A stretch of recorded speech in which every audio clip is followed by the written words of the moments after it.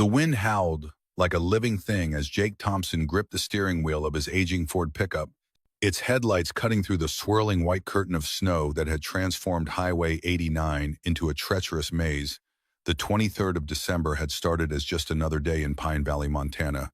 But by evening, the Weather Service was calling it the storm of the decade, the kind that shut down interstates and left families praying their loved ones would make it home for Christmas. At 48, Jake had weathered enough Montana winters to recognize the signs of a truly dangerous blizzard. The way the wind shifted directions without warning, the temperature dropping so fast you could feel it through the truck's heater, and the snow falling so thick it seemed to erase the world beyond his windshield. He'd been heading home from Murphy's auto shop, where he'd stayed late trying to finish a transmission job that would help cover Emma's Christmas presents, Emma being his neighbor's daughter who'd been dropping hints about wanting a new science kit. That's when he saw her. A small figure stumbling along the shoulder of the highway, barely visible against the towering pine trees that lined the mountain road. At first, Jake thought his eyes were playing tricks on him. Surely no child would be out in weather like this. But as his headlights swept across the scene, there was no mistaking the tiny form bundled in what looked like an expensive purple winter coat, her movements growing more erratic with each step. Jake pulled over immediately, his hazard lights flashing orange warnings into the storm as he climbed out into the howling wind. The cold hit him like a physical blow, and he could only imagine what this child was experiencing. "Hey there, sweetheart," he called out, his voice nearly lost in the wind. "What are you doing out here?" The little girl turned toward him, and Jake's heart clenched at the sight of her face, pale with cold, streaked with tears that had frozen on her cheeks, and filled with the kind of terror that no child should ever have to experience. She couldn't have been more than 8 or 9 years old, with dark hair escaping from beneath a knit hat and eyes that seemed far too old for her young face. "I got lost," she whispered, her voice barely audible above the storm. "The bus driver said this was Pinecrest Academy, but there's nothing here. And now I can't find my way back, and Mommy is going to be so worried." Pinecrest Academy. Jake knew the name. It was one of those exclusive private schools that catered to the children of wealthy families, located about 40 miles south of Pine Valley. How this little girl had ended up on a mountain highway in the middle of nowhere was a mystery, but right now, the only thing that mattered was getting her somewhere warm and safe. "Well, we can't have your mommy worrying about you, can we?" Jake said gently, kneeling down to her level despite the snow immediately soaking through his work jeans. "Let's get you warmed up, and then we'll figure out how to get you back to where you belong." The child didn't resist as he lifted her into his arms, surprised by how light she felt, even bundled in her winter gear. She pressed her face against his shoulder, and he could feel her small body shivering uncontrollably. The drive to his house would take 15 minutes on a good day. In this weather, it might take twice that long. "What's your name, honey?" Jake asked as he settled her into the passenger seat and cranked up the heater. "Emma," she said quietly, holding her small hands up to the warming air. "Emma Sterling." The name Sterling rang a bell somewhere in the back of Jake's mind, but his immediate concern was for the child's welfare. He reached behind his seat and pulled out a thermos of coffee and a wool blanket that smelled faintly of motor oil and sawdust from his workshop. "Well, Emma Sterling, I'm Jake Thompson. I've got some hot coffee here, but I think it might be too strong for you. How about we get you to my place where I can make you some hot chocolate and call your parents?" Emma nodded gratefully, accepting the blanket as Jake wrapped it around her shoulders. "Are you sure it's okay? My mommy always says not to go with strangers."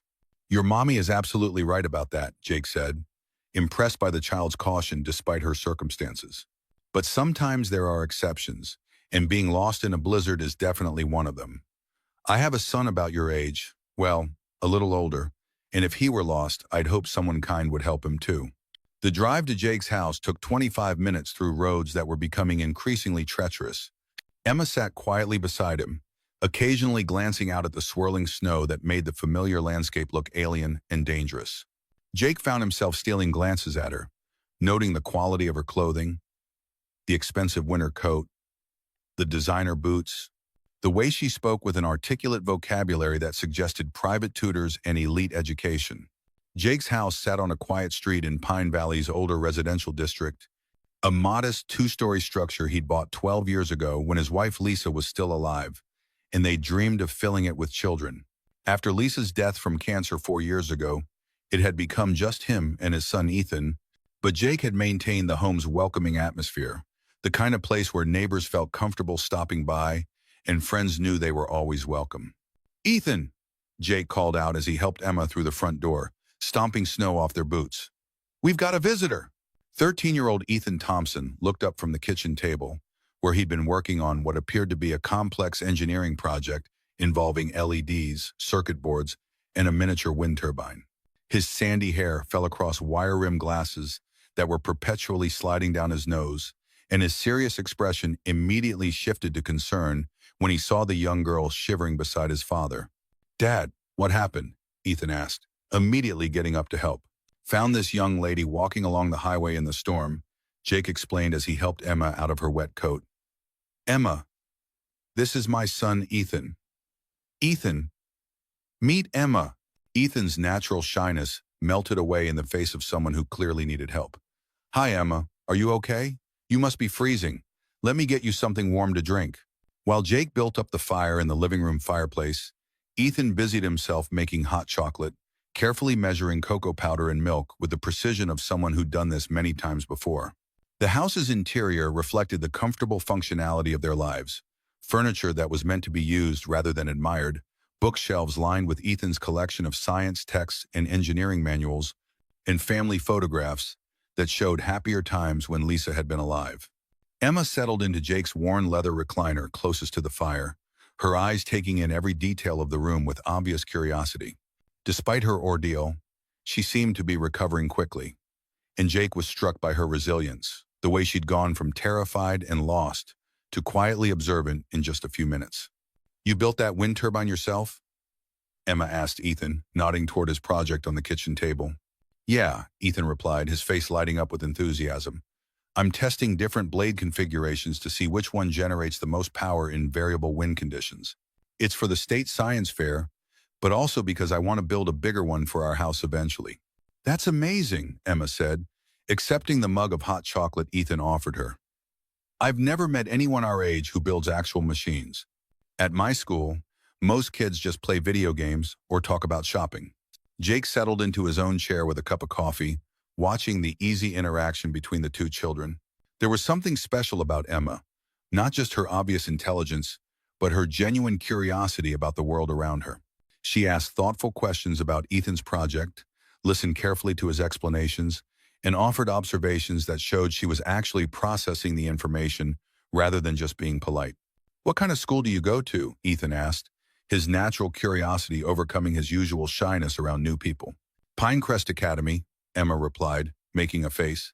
"It's supposed to be really good, but mostly they just teach us how to be proper and well-behaved. We don't get to build things or do real experiments. Everything is just reading about stuff other people discovered." "That sounds boring," Ethan said with characteristic honesty. "Learning should be about figuring things out for yourself, not just memorizing what someone else figured out." Emma nodded enthusiastically. "Exactly. But try explaining that to the headmistress. She thinks children should be seen and not heard, and definitely not touching anything that might be messy or dangerous." Jake found himself thinking about his own educational philosophy, shaped by his years working with his hands and solving practical problems. He'd always encouraged Ethan to learn through experimentation and discovery, to understand how things work by taking them apart and putting them back together. It was clear that Emma had been starved of that kind of hands-on learning experience. "Speaking of your school," Jake said gently, "we should probably call your parents and let them know you're safe. They must be worried sick." Emma's face fell slightly. "My mom's probably in some important meeting and doesn't even know I'm missing yet. She's always in meetings." "And my dad?" She paused, looking down at her hot chocolate. "My dad doesn't live with us anymore. He has his own family now." The simple statement carried a weight of sadness that made Jake's heart ache. He recognized the tone, the careful way children learned to talk about family situations that were complicated and painful. It was a skill he'd hoped Ethan would never have to develop, but one that seemed all too common among the kids he encountered. "Well," Jake said carefully, "I'm sure your mom will want to know you're safe, even if she's busy. Do you know her phone number?" Emma rattled off a number that Jake wrote down on a piece of paper, noting the New York area code. As he dialed, he wondered what kind of work Emma's mother did that required so many meetings and kept her so removed from her daughter's daily life. The phone rang several times before connecting to what sounded like a secretary or assistant. Sterling Industries, this is Margaret speaking. Hi, I'm calling about Emma Sterling. She's been in an accident. Well, not exactly an accident, but she's safe and... One moment, please, Margaret interrupted, and Jake found himself on hold listening to classical music. Sterling Industries. The name hit him like a bolt of lightning. Sophia Sterling. He'd seen her face on the cover of Fortune magazine just last month, photographed in a glass-walled conference room overlooking Manhattan. She was the CEO of one of the largest technology and investment conglomerates in the country, with a personal fortune estimated in the billions. The article had described her as a brilliant businesswoman who'd built her empire through strategic acquisitions and innovative thinking, but it had also mentioned her reputation for being demanding, perfectionist, and utterly focused on success. "This is Sophia Sterling," came a voice that was crisp, professional, and currently tight with anxiety. "You said something about Emma?" "Miss Sterling, my name is Jake Thompson. I found your daughter walking along Highway 89 in the blizzard. She's safe and warm, but she seems to have gotten lost trying to get back to her school." There was a pause that stretched long enough for Jake to wonder if the connection had been lost. Then, "Is she hurt? Is she okay?" "She's fine," Jake assured her quickly. "Cold and scared when I found her. But she's warming up now. She's having hot chocolate with my son." "Thank God," Sophia said, and Jake could hear the relief in her voice. "I've been trying to reach the school for the past hour. They said the bus service was canceled due to the storm, but they couldn't tell me whether Emma had been picked up or was still there." "Where are you exactly?" Jake gave her his address and directions, explaining that he lived in Pine Valley and that Emma had been found about 10 miles north of town. He could hear Sophia talking to someone else in the background, presumably making arrangements for transportation. "I'm leaving New York immediately," Sophia said. "I have a helicopter on standby, but with this weather, it might be morning before I can get there. Is it possible for Emma to stay with you overnight? I can arrange for a hotel if that's more appropriate." "She's welcome to stay here," Jake said, glancing over at Emma and Ethan, who were now examining the wind turbine project together.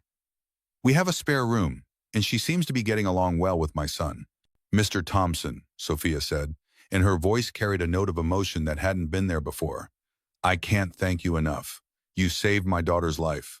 "Anyone would have done the same thing," Jake replied, though even as he said it, he wondered if that was true. How many people would have stopped for a child in a blizzard? How many would have opened their homes to a stranger? After hanging up, Jake found himself looking at Emma with new eyes. The daughter of one of America's most powerful businesswomen, sitting in his modest living room, completely absorbed in his son's science project. The contrast between her obvious wealth and privilege and the simple contentment she seemed to find in their home was striking. "My mom's coming to get me," Emma announced, though she didn't sound particularly excited about the prospect. "When will she be here?" Ethan asked. "Probably not until tomorrow," Emma said. "She's in New York, and the storm is too bad for flying right now." "Well then," Jake said, "I guess we're having a slumber party. Are you hungry?" "I was about to start dinner." Emma nodded enthusiastically, and Jake was struck by how different she seemed from the terrified child he'd found on the highway.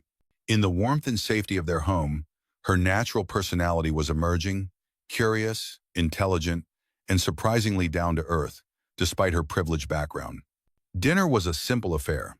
Jake's specialty of grilled cheese sandwiches and tomato soup, comfort food that had gotten him and Ethan through many difficult evenings after Lisa's death.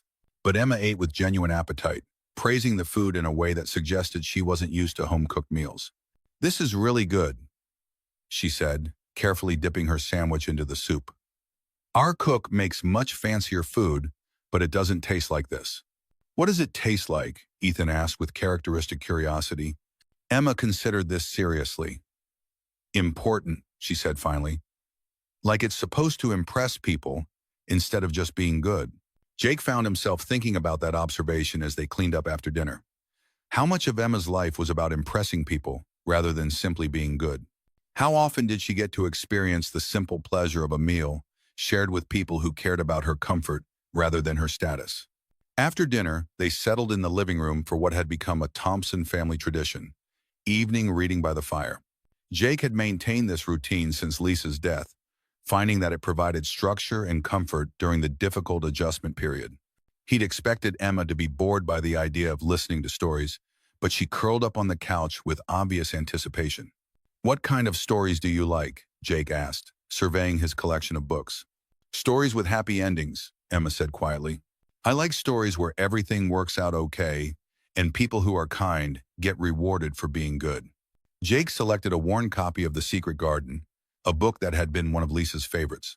As he began to read, his voice taking on the storytelling cadence that had comforted Ethan through many difficult nights, he watched Emma's face in the firelight. Her eyes were wide with concentration, completely absorbed in the story of a lonely girl who finds healing and friendship in an unexpected place. "Once upon a time," Jake began, "there was a girl named Mary who thought she was all alone in the world." As the story unfolded, Emma's eyelids grew heavy, the combination of warmth, safety, and Jake's gentle voice finally allowing her to relax completely after what had clearly been a traumatic experience. Ethan had curled up on the other end of the couch, occasionally glancing at Emma with the protective instinct of an older sibling. Outside, the blizzard continued to rage, but inside the Thompson house, three people who had been strangers just hours ago were discovering the simple truth that kindness shared makes any space feel like home. None of them could have imagined that by morning, their quiet mountain town would be the center of a media storm that would change all their lives forever. The wind continued its assault on the house throughout the night, rattling windows and piling snow against the front door. Jake woke several times to check on Emma, who was sleeping peacefully in what had been Lisa's craft room, now converted into a guest bedroom. Each time he looked in on her, he was struck by how young and vulnerable she appeared, this child who belonged to a world of wealth and privilege, but had found refuge in their simple home. Dawn broke gray and still, the storm having exhausted itself sometime before sunrise. Jake stood at his kitchen window, coffee mug in hand, watching the world emerge from its white cocoon. Pine Valley had been transformed by nearly 3 feet of pristine snow that sparkled like crushed diamonds under the pale morning sun. The familiar landscape looked different, softer somehow, as if the storm had erased all the harsh edges and left only beauty behind. The first sign that their quiet morning was about to be shattered came as a distant thumping sound that grew steadily louder. Jake frowned, setting down his coffee as he recognized the distinctive rhythm of helicopter rotors cutting through the thin mountain air. One helicopter became 2, then 3, their search patterns methodical and urgent as they swept across the valley. "Dad." Ethan appeared in the doorway, rubbing sleep from his eyes. "What's all that noise?" Before Jake could answer, Emma sat up on the couch where she'd eventually fallen asleep during the 3rd chapter of The Secret Garden. She was instantly alert in the way that suggested she'd been awakened by helicopters before, her face going pale as she looked toward the window. "They're looking for me," she whispered, her voice barely audible above the growing sound of aircraft. "Mommy must be so scared." The helicopters were joined by the distant sound of engines struggling up the mountain road, multiple vehicles moving in convoy formation. Jake felt a growing sense of unease as he realized that Emma's rescue was going to involve far more than a simple family reunion. The scale of the search operation suggested resources that went well beyond what most families could marshal, even in an emergency. "Emma," Jake said gently, kneeling beside the couch, "I need you to tell me about your mom. What exactly does she do for work?" "She runs a big company," Emma said simply, as if the answer should explain everything. "Sterling Industries. She's always in meetings about acquisitions and market penetration and synergistic opportunities." She recited the business terms with the weary familiarity of a child who'd heard them countless times. Ethan's sharp intake of breath made Jake turn. His son was staring at Emma with wide eyes, his face a mixture of awe and something approaching panic. "Dad," Ethan said slowly, "Sophia Sterling is like, she's one of the richest people in America. She's been on the cover of every business magazine. She owns half the tech companies in Silicon Valley." The pieces fell into place with sickening clarity as Jake remembered the Fortune magazine article he'd glimpsed in Murphy's waiting room. Sophia Sterling, tech mogul whose company had been involved in a string of high-profile acquisitions, whose personal wealth was estimated at over $15 billion, whose business empire spanned everything from artificial intelligence to sustainable energy. "Oh," Jake said quietly, the single word carrying the weight of his growing realization about what Emma's rescue would mean. "Oh, Emma." The sound of vehicles grew closer, and through the window Jake could see a line of black SUVs navigating the snow-covered streets with the kind of precision that suggested professional drivers. The helicopters had found their target and were now circling overhead, their downdraft creating small tornadoes of loose snow around the house. Emma climbed down from the couch and walked to the window, pressing her small hand against the glass as she watched the approaching convoy. "Mommy's going to be really upset that I got lost," she said matter-of-factly. "She always says I need to be more careful and think about how my actions affect other people." "Sweetheart," Jake said, his voice gentle but firm, "your mommy isn't going to be upset. She's going to be relieved and grateful that you're safe. Sometimes when people are scared, it can look like anger, but it's really just love that doesn't know how to express itself." The first SUV pulled up to the house, its black paint gleaming despite the rough journey through the snow-covered streets. The driver's door opened and a tall man in an expensive suit emerged, followed by what looked like a small army of similarly dressed individuals. But it was the woman who stepped out of the second vehicle that commanded immediate attention.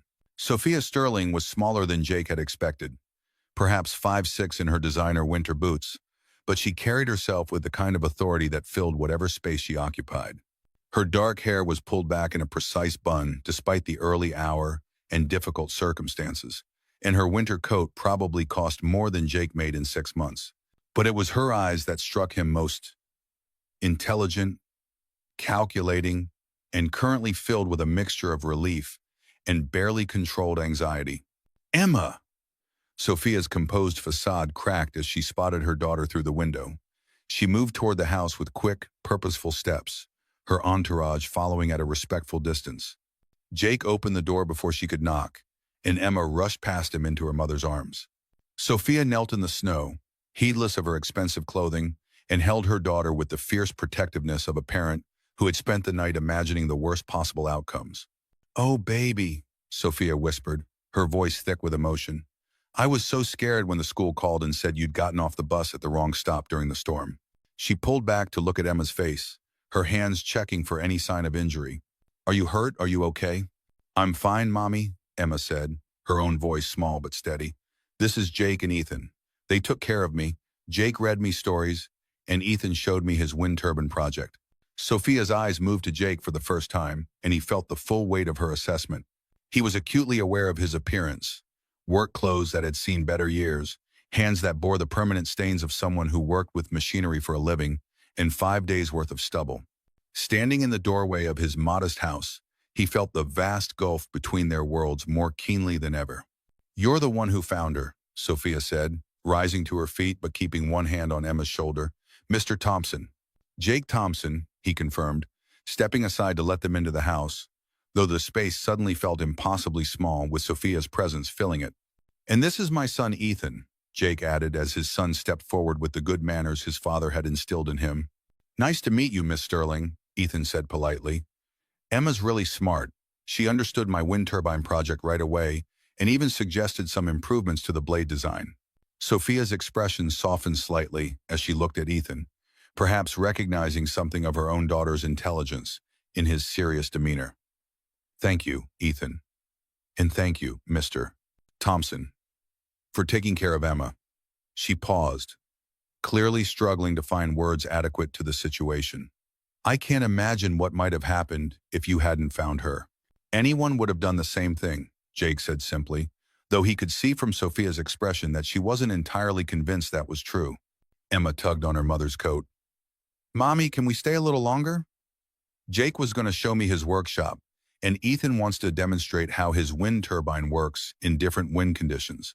"Sweetheart, we need to get you home," Sophia said gently. "You've been through an ordeal, and I need to have a doctor look at you to make sure you're completely fine." "But I feel fine," Emma protested. "And I like it here. It's peaceful." Jake caught the subtle way Sophia's jaw tightened at her daughter's words, as if the innocent comment had struck a nerve. He began to sense that the Sterling family's wealth might come with its own set of complications and pressures, and that peace was something in short supply in their world. "Mr. Thompson," Sophia said, her voice taking on the brisk, businesslike tone that had probably dominated countless boardroom negotiations. "I'd like to offer you a reward for your kindness. Name your price." The words hung in the air like a challenge, and Jake felt Ethan stiffen beside him. He understood what Sophia was doing, reducing their interaction to a transaction that could be neatly concluded with a check. It was probably how she handled most of life's complications, but something about the approach rubbed him the wrong way. "I don't want your money, Miss Sterling," Jake said quietly. "I helped Emma because she needed help. That's what people do for each other." Sophia's eyebrows rose slightly, as if she'd encountered an unexpected variable in her calculations. Surely there's something. College fund for Ethan, perhaps? A new truck? Home improvements? "Actually," Jake said, glancing at his son, "there is something. Ethan's been wanting to visit the Museum of Science and Industry in Chicago for months. If you're heading back east, maybe he could ride along? He's fascinated by their renewable energy exhibits." Sophia looked genuinely surprised by the modest request. That's all you want? A trip to a museum?" "That's all I want," Jake confirmed. "Ethan's got a brilliant mind, and he doesn't get many chances to explore the kind of exhibits they have in big cities. It would mean a lot to him." Ethan's face lit up with excitement, but he looked to his father for confirmation. "Really, Dad? Could I?" "If Miss Sterling doesn't mind the company," Jake said. Sophia studied them both for a long moment, her expression unreadable. "Mr. Thompson, I have to ask, are you sure you're not?" She stopped herself, perhaps realizing how the question might sound. "Not what?" Jake asked calmly. "Not trying to get something more out of this situation?" "In my experience, everyone wants something." The words revealed more about Sophia's world than she probably intended, and Jake felt a flicker of sympathy for her. "Miss Sterling, I imagine in your line of work, that's often true. But I'm not everyone. I'm just a man who helped a child who needed help." Emma had been listening to the exchange with the focused attention of someone older than her years. "Mommy," she said quietly, "why are you being suspicious of Jake? He's nice." Sophia's composed expression cracked slightly. "I'm not being suspicious, sweetheart. I'm just." She looked at Jake again, and he saw something vulnerable flicker across her features. "I'm just not used to people who don't want anything from me." "Well," Jake said gently, "maybe that says more about the people you usually meet than it does about people in general." The observation hung between them, and Sophia's careful mask slipped just enough for Jake to see the loneliness underneath. He realized that for all her wealth and success, Sophia Sterling might be more isolated than he'd ever been, even in his darkest moments after Lisa's death. "All right," Sophia said finally, "Ethan can ride with us to Chicago, but I insist on covering any expenses while he's there." "That's very generous," Jake said. "Thank you." As they prepared to leave, Emma clung to the worn copy of The Secret Garden that Jake had been reading from the night before. "Can I keep this? Just to remember?" Jake glanced at Sophia, who nodded almost imperceptibly. "Of course you can, sweetheart. But remember, the real magic isn't in the book. It's in the people who care enough to share the stories." As the convoy prepared to depart, Jake found himself watching Sophia Sterling with new eyes. Beneath the polished exterior and commanding presence, he sensed a woman who had built walls so high and strong that even she had forgotten what it felt like to let someone inside. Emma's innocent observation about the house being peaceful had clearly unsettled her, suggesting that peace was indeed something rare in their wealthy but complicated world. The helicopters lifted off first, their rotors beating a steady rhythm against the mountain air. Sophia paused at the door of her SUV, looking back at the house where her daughter had found safety and kindness from strangers. "Mr. Thompson," she called out, "perhaps you'd like to visit the renewable energy facility we're building in Colorado Springs? I think you might find it interesting." It was an unexpected invitation, and Jake found himself nodding before he'd fully considered the implications. "I'd like that." As the convoy disappeared down the mountain road, Jake stood alone in the snow, realizing that his quiet life in Pine Valley was about to become significantly more complicated. Two worlds had collided in his small house, and the reverberations were just beginning to spread. The morning sun climbed higher, melting the snow on the rooftops and creating small waterfalls that sparkled in the light. Pine Valley looked peaceful and unchanged, but Jake knew that appearances could be deceiving. The arrival of Sophia Sterling and her daughter had introduced possibilities and complications that would ripple through his life in ways he couldn't yet imagine. Inside the house, the lingering scent of Emma's hot chocolate and the impression her small form had left on the couch served as reminders of the night that had changed everything.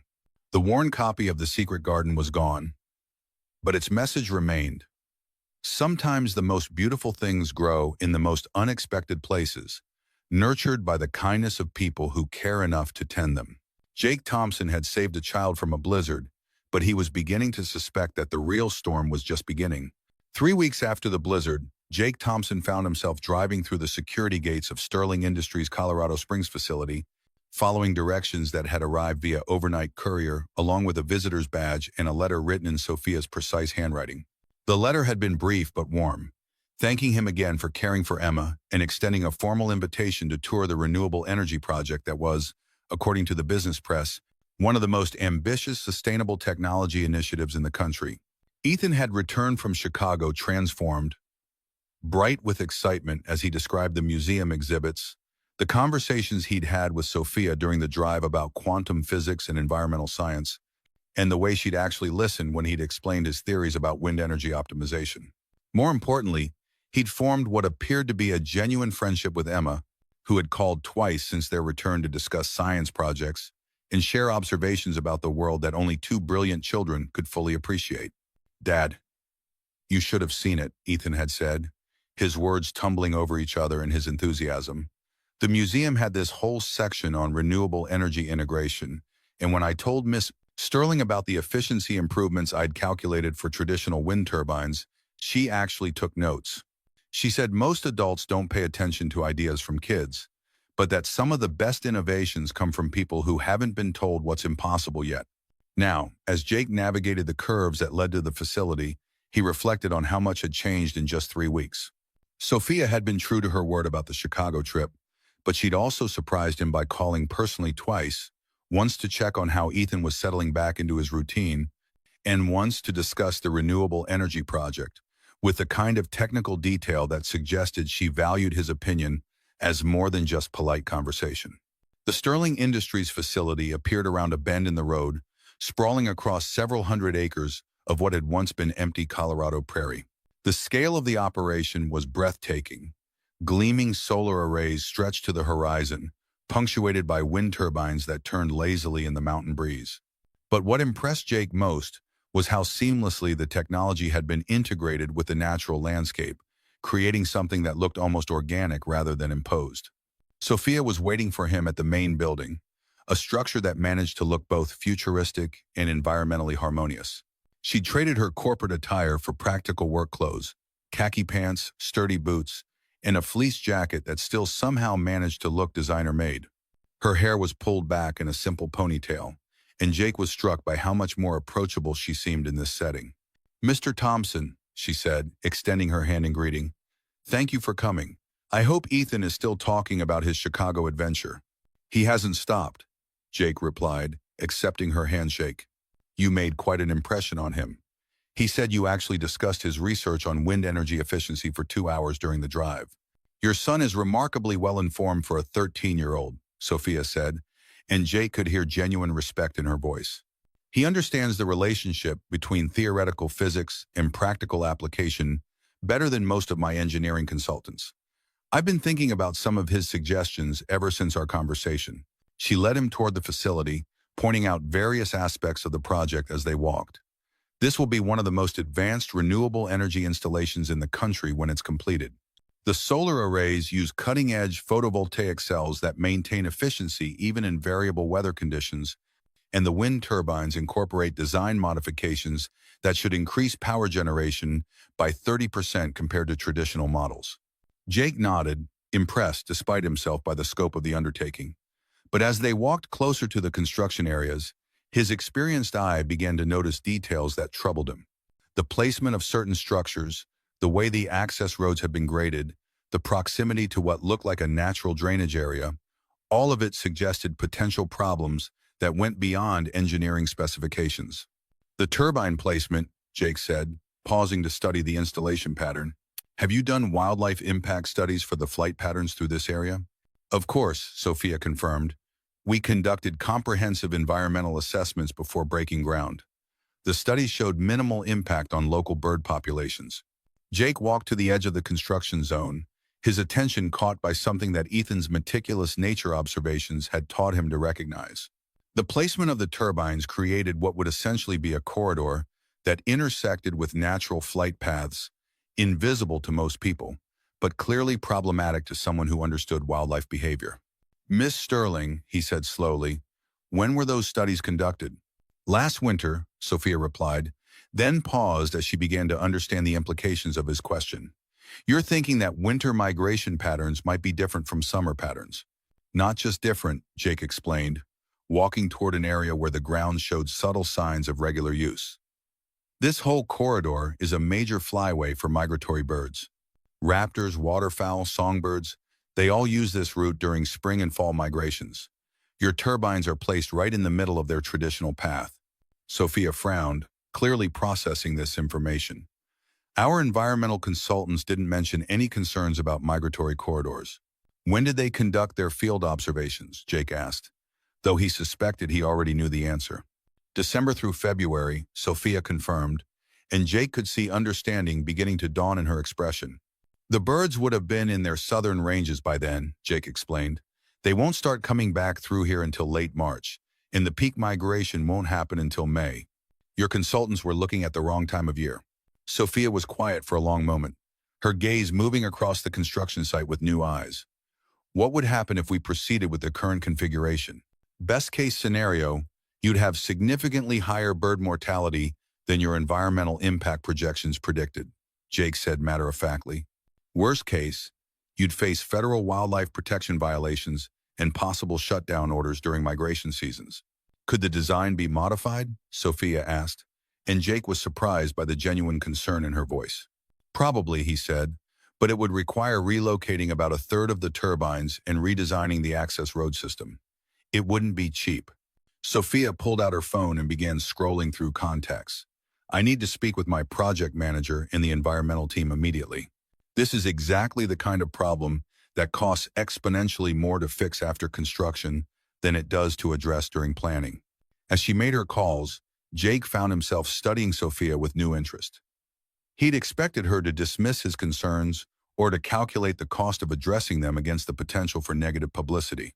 Instead, she seemed genuinely troubled by the possibility that her project might harm local wildlife populations. "Mr. Thompson," Sophia said, ending her calls and turning back to him, "I'd like to hire you as a consultant on this project. Your local knowledge could help us identify other potential issues before they become expensive problems." Jake blinked in surprise. "Miss Sterling, I'm not a trained environmental scientist. I'm just someone who pays attention to the woods and the animals that live in them." "Sometimes that's more valuable than formal training," Sophia replied. "Ethan's observations, your insights, they represent the kind of long-term, detailed knowledge that you can't get from brief consulting engagements. You understand this place in a way that outsiders can't." "I already have a job," Jake pointed out. "Murphy's Auto Shop depends on me, especially during peak season." "I understand that," Sophia said. "This wouldn't be full-time work. More like periodic consultations, reviewing plans, walking sites to identify potential issues, providing guidance on local conditions. The compensation would be significant enough to supplement your income substantially." Jake found himself considering the offer more seriously than he'd initially intended. The additional income would make a real difference for Ethan's future, college funds, better equipment for his scientific interests, perhaps even some financial security that had been absent from their lives since Lisa's death. "What exactly would you expect from me?" he asked. "Exactly what you just did," Sophia said simply. "Look at our plans with the eyes of someone who knows this land intimately. Help us build something that works with the natural environment instead of against it."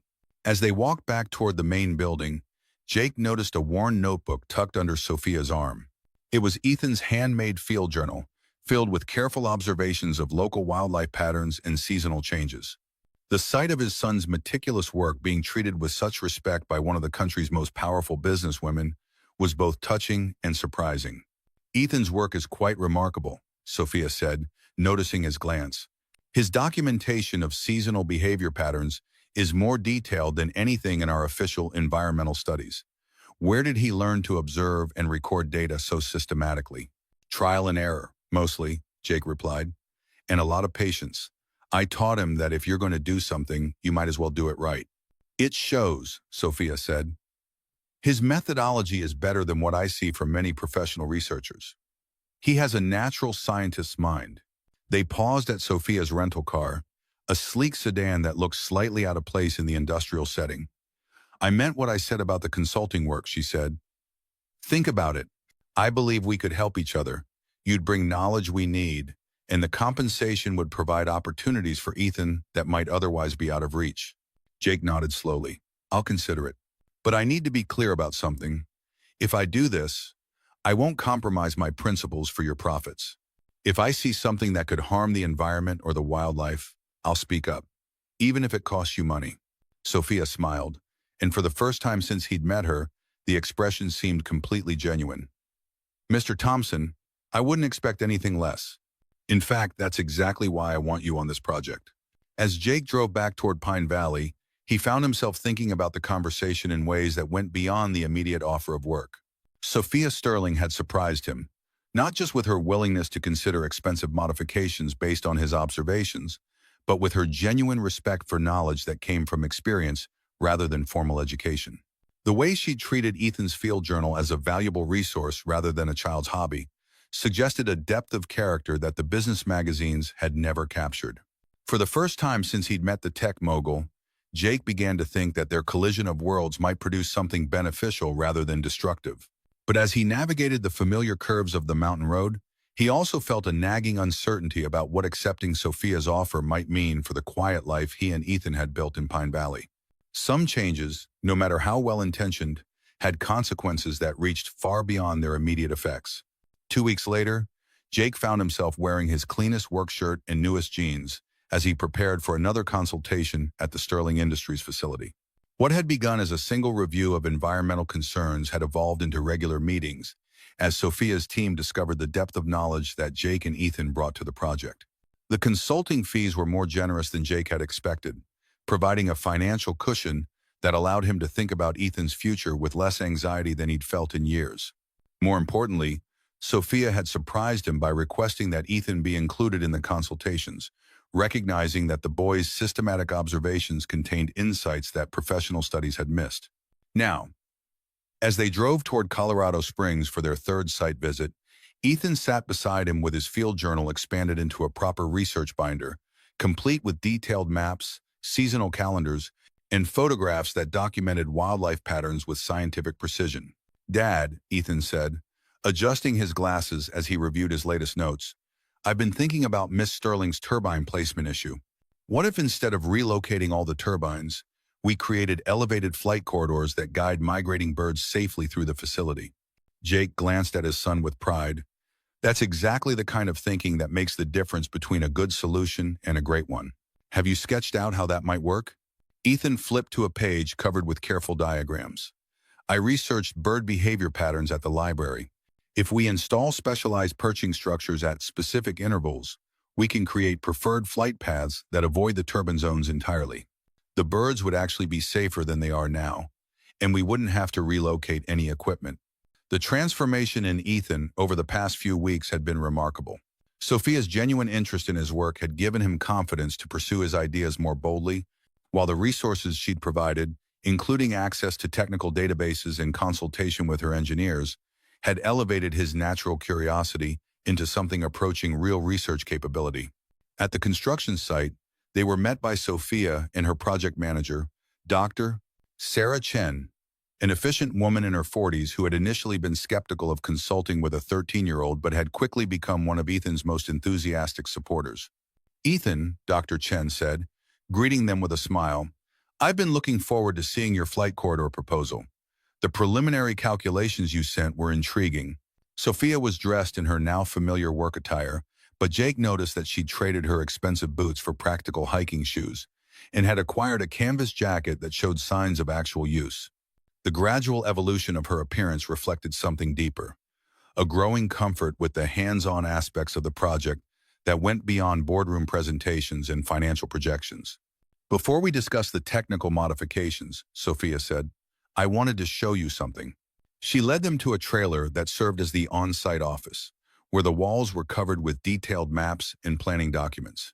But what caught Jake's attention was a large aerial photograph that showed the construction site in the context of the broader ecosystem. I had our survey team create this comprehensive overview, Sophia explained. It shows not just our project footprint, but the wildlife corridors, water sources, and seasonal habitat areas that Ethan identified. We're redesigning the entire site layout to work with these natural patterns instead of against them. The photograph was marked with colored overlays that showed migratory routes, nesting areas, and the complex network of natural systems that supported the region's wildlife. Ethan's careful observations had been translated into a professional planning document that would guide millions of dollars in construction decisions. "This is incredible," Ethan said softly, studying the detailed mapping of the ecosystem he'd spent years observing. "You can actually see how everything connects." "That's exactly the point," Sophia said. "Your documentation helped us understand that we weren't just building an empty space. We were inserting ourselves into a complex, functioning ecosystem." The question became how to do that responsibly. Dr. Chen spread additional drawings across the table, showing revised construction plans that incorporated Ethan's suggestions and Jake's practical insights. "The flight corridor system Ethan proposed will actually be more effective than our original mitigation strategies," she explained. "And by working with natural patterns instead of against them, we've reduced both our environmental impact and our construction costs." Jake studied the revised plans with growing amazement. "You've essentially redesigned the entire project." "We've improved it," Sophia corrected. "The new design is better in every measurable way, more efficient, more sustainable, and more cost-effective in the long run." Ethan's observations didn't just help us avoid problems, they helped us find better solutions. As they toured the revised construction site, Jake began to understand something important about Sophia Sterling that went beyond her reputation as a ruthless businesswoman. She was genuinely curious about the world around her, and when presented with information that challenged her assumptions, she was willing to change course even when it required significant additional investment. "Miss Sterling," Ethan said as they paused near the area where the flight corridors would be installed, "can I ask you something?" "Of course. Why did you decide to build this facility here? I mean, there are lots of places that would be easier to develop." Sophia was quiet for a moment, her gaze moving across the prairie that stretched toward the distant mountains. "Honestly, initially, it was about cost and efficiency. This location offered optimal wind and solar resources, access to transmission lines, and favorable land prices. But spending time here, working on this project," she paused, choosing her words carefully, "I'm beginning to think there are other considerations that matter just as much." "Like what?" Ethan asked with the directness that only children could manage. "Like whether what we're building actually improves the world," Sophia said simply. "I've spent most of my career focused on metrics, profits, market share, technological advancement. But your research has made me think about different kinds of success. What good is the most efficient renewable energy facility in the world if it destroys something irreplaceable in the process?" Jake found himself studying Sophia with new understanding. Beneath the corporate executive was someone genuinely wrestling with questions about purpose and responsibility that went beyond financial returns. It was a side of her that he suspected few people ever saw. "You know," Jake said carefully, "Ethan and I were talking about this project, and he had an interesting observation. He said that the best solutions usually work for everyone, the people, the animals, and the business. It's only when you try to optimize for just one thing that you run into trouble." "Wisdom from a 13-year-old, Sophia said with a smile that reached her eyes. "I should probably put that in my next board presentation." As the afternoon wore on, Jake watched the interaction between Sophia and Ethan with growing appreciation for how naturally they worked together. Despite the vast differences in their backgrounds, they shared a fundamental curiosity about how things worked and a willingness to revise their assumptions when presented with new information. "Mr. Thompson," Sophia said as they prepared to leave, "I have a proposition for you. Emma is coming to visit next weekend, and she's been asking about Ethan and Pine Valley ever since their Chicago trip. Would you be willing to have us as guests? I could arrange for hotel accommodations, but Emma specifically requested to stay somewhere she could do real science with Ethan." The request was unexpected, and Jake found himself hesitating. Having Sophia and Emma as house guests would be very different from their professional consultations. It would mean opening his personal life to someone whose world operated by rules he didn't fully understand. "I don't have much room," he said honestly. "It's just a modest house, and Ethan and I live pretty simply." "Emma mentioned that," Sophia said. "She said that's what she liked about it. She's been staying in hotels and corporate apartments most of her life. I think she'd find your house refreshingly real." Ethan looked at his father with obvious hope. "Emma's really smart, Dad, and she asks good questions about everything. I think she'd like to see the ecosystem mapping I've been working on."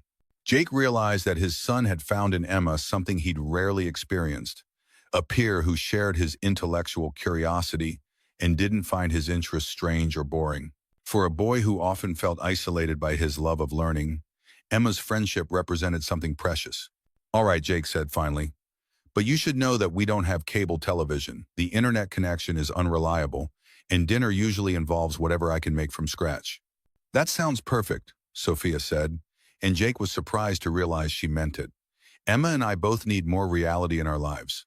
As they drove back toward Pine Valley, Ethan was unusually quiet, his attention focused on the landscape passing outside his window. Finally, he spoke. "Dad, do you think Miss Sterling is lonely?" The question caught Jake off guard with its insight. "What makes you ask that?" "She asks a lot of questions about what it's like to live in Pine Valley, about our routines and how we spend time together. And when Emma talks about staying with us, Miss Fime.R, Sterling gets this look on her face like she's remembering something she lost." Jake considered his son's observation as they navigated the familiar curves of the mountain road. Sophia Sterling had built an empire and accumulated wealth beyond most people's imagination, but Ethan had identified something that money couldn't buy: the simple contentment that came from belonging somewhere and being connected to people who knew and cared about you. "I think you might be right," Jake said finally. "Sometimes success in one area of life comes at the cost of other things that are just as important." "Like family time?" Ethan asked. "Like family time," Jake agreed. "And like having a place where you can just be yourself without worrying about what other people expect from you." As they pulled into their driveway, Jake found himself looking at his modest house with new eyes. It wasn't much by conventional standards. No luxury amenities, no impressive architecture, no statement about wealth or status. But it was home in the deepest sense of the word, a place where love and acceptance mattered more than achievement or acquisition. The weekend visit would be a test of whether the growing connection between their families could survive the intimacy of shared domestic space. For the first time since Lisa's death, Jake found himself both nervous and excited about opening his home to someone new. The weekend arrived with the kind of crisp April weather that made Colorado look like a postcard. Clear skies, brilliant sunshine, and snow-capped peaks that sparkled in the distance. Jake had spent the better part of Friday evening preparing his house for guests, a process that involved more soul-searching than actual cleaning. How do you make a modest home feel welcoming to people accustomed to luxury without trying to be something you're not? Sophia and Emma arrived Saturday morning in a rental SUV that looked more practical than her usual corporate vehicles. Emma burst through the front door with the enthusiasm of someone returning to a beloved retreat, immediately seeking out Ethan to share news of her latest adventures and scientific observations. Sophia followed more slowly, carrying a simple overnight bag and wearing jeans that actually looked like they'd been worn before. "Thank you for having us," she said, accepting the cup of coffee Jake offered. "Emma has been counting the days since you agreed to this visit." Through the kitchen window, they could see Emma and Ethan already deep in conversation near Jake's workshop, Emma examining something Ethan was showing her with the intensity of a serious scientist. The easy camaraderie between the children was remarkable, considering how different their backgrounds were. "She's good for him," Jake observed. "Ethan doesn't often meet kids who are interested in the same things he is." "The feeling is mutual," Sophia said. "Emma's tutors are excellent, but they can't provide what Ethan offers: genuine enthusiasm for learning without any agenda beyond curiosity." As the morning progressed, Jake found himself seeing his home through Sophia's eyes.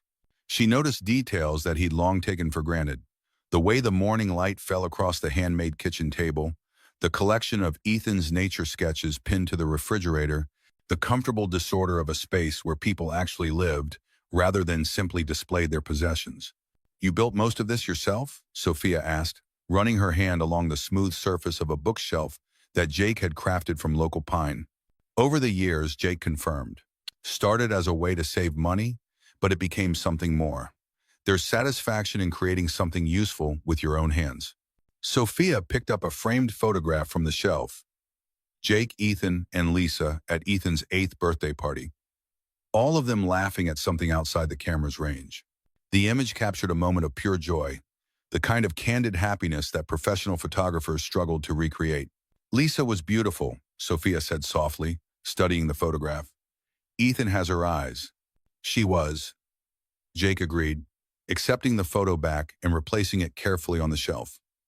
She died in a car accident 4 years ago. Black ice on the mountain road. One of those things that happens too fast to prevent. I'm sorry, Sophia said, and Jake could hear genuine sympathy in her voice. It must have been devastating. It was, Jake said simply. For a while, I wasn't sure how Ethan and I were going to manage. But we figured it out day by day. You adapt because you have to, and because the alternative is giving up on the people who still need you. Sophia was quiet for a moment, her gaze moving to the children outside who were now building what looked like a complex structure from fallen branches. I admire that. When my marriage ended, I threw myself into work. It was easier than dealing with the emotional mess of divorce and trying to explain to Emma why her father had decided we weren't worth his time anymore. The admission surprised Jake with its honesty. That must have been difficult for both of you. Emma handled it better than I did, honestly, Sophia said with a rueful smile. Children are remarkably resilient when adults don't burden them with their own anxiety. I, on the other hand, decided that professional success could substitute for personal happiness. It took finding Emma lost in a blizzard to realize how wrong I was. They were interrupted by the children bursting through the door, Ethan carrying his field notebook, and Emma clutching what appeared to be several interesting rocks. Dad, we found something amazing, Ethan announced, his face flushed with excitement. Show him, Emma. Emma carefully unwrapped one of the rocks, revealing what looked like a fossil embedded in the stone. Ethan says it might be from when this whole area was underwater millions of years ago. Is that really possible? Jake examined the fossil with appropriate seriousness, though he was more interested in watching Sophia's reaction to her daughter's enthusiasm. The corporate executive had been replaced by a mother who was genuinely delighted by her child's discovery. Absolutely possible, Jake confirmed. The whole Rocky Mountain region was covered by ancient seas at various times. You might have found evidence of creatures that lived here long before any of us. Could we research it? Emma asked, looking between Ethan and her mother. Ethan has books about geology, and maybe we could find out exactly what kind of creature this was. That sounds like an excellent project, Sophia said. We could probably arrange for a paleontologist from the university to examine it properly. The rest of the morning was spent in the kind of comfortable domestic routine that Jake hadn't shared with anyone outside his immediate family since Lisa's death.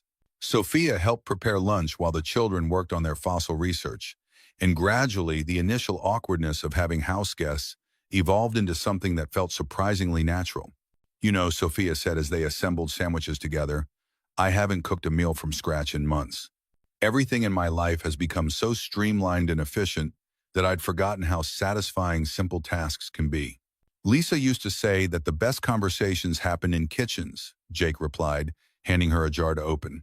Something about working with your hands while you talk that makes it easier to be honest.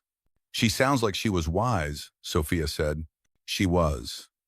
She was also stubborn, opinionated, and completely convinced that she could improve everyone around her through sheer force of will. Jake smiled at the memory. Ethan gets his determination from her. Sophia glanced toward the living room, where Ethan was patiently explaining geological time periods to Emma using a timeline he'd drawn on notebook paper. He's remarkable. The way he thinks about problems, his attention to detail, he has the mind of a real scientist. He does, Jake agreed, but he also has something that's harder to teach, genuine curiosity about the world and kindness toward the creatures that share it with us. Lisa always said those qualities were more important than intelligence alone. As they sat down to lunch, Jake found himself studying the scene with a mixture of contentment and bewilderment. 3 weeks ago, Sophia Sterling had been a name in business magazines and a distant figure representing a world he barely understood.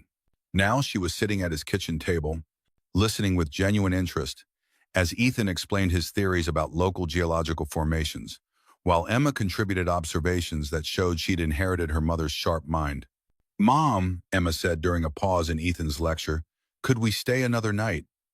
Ethan promised to show me the owl nesting area tomorrow morning. Sophia looked at Jake questioningly. If it's not an imposition, it's not, Jake said, though he felt a flutter of nervousness about extending their time together. The weekend visit was going well, but another day would deepen the intimacy of their shared space in ways that might complicate their professional relationship. Actually, Sophia said, I have a confession to make. I was hoping you'd invite us to stay longer. Emma's been happier this weekend than I've seen her in months. And she paused, seeming to search for the right words. I've forgotten what it feels like to be part of a family routine that isn't scheduled and managed by assistants. The admission hung in the air between them, more revealing than anything Sophia had shared about her business empire or financial success. Jake realized that for all her achievements, Sophia Sterling was fundamentally lonely, isolated by wealth and responsibility from the simple human connections that gave life meaning. Then you should stay, he said simply. Ethan loves having someone to share his interests with, and Emma asks the kind of questions that make him think harder about what he knows. As the afternoon wore on, the four of them settled into the kind of easy companionship that usually took months to develop. Sophia read while Jake worked on a piece of furniture in his workshop, the children's voices providing a soundtrack of discovery and shared excitement as they explored the woods around the house. When evening came, they gathered around the fireplace as they had during Emma's first visit. But this time the storytelling was shared. Ethan read from his nature journal, describing the behavioral patterns he'd observed in various animals.